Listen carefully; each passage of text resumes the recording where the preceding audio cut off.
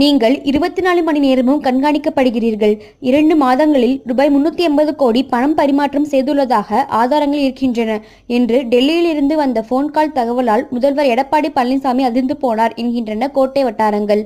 அதிமுக இணைப்பு பேச்சுவார்த்தை தினகரனை ஒதுக்கி வைப்பது நடவடிக்கைகளால் பாஜக இனி தலையிடாது என நினைத்துக் கொண்டிருந்தார் முதல்வர் எடப்பாடி பழனிசாமி.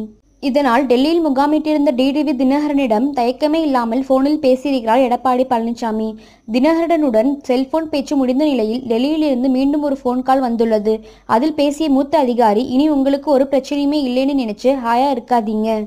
24 மணி நேரமும் உங்களை கண்காணித்துக் கொண்டிருக்கிறோம். 2 மாதங்களில் நீங்கள் முதல்வர் நாற்காலியில் உட்கார்ந்தது முதல் இதுவரை ரூபாய் 380 கோடி பணம் பரிமாற்றம் நடந்திருக்கிறது.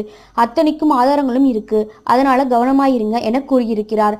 புள்ளி விவரத்துடன் 380 கோடி பணம் பரிமாற்றத்தை டெல்லி அதிகாரி சொல்ல முதல்வர் எடப்பாடி பழனிசாமி ரொம்பவே அதிர்ந்து போனாராம்.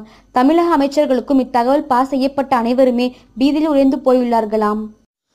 இது போன்ற செய்திகளை உடனுக்குடன் அறிய டாப் நியூஸ் சேனலை சப்ஸ்கிரைப் செய்யுங்கள். நன்றி, வணக்கம்.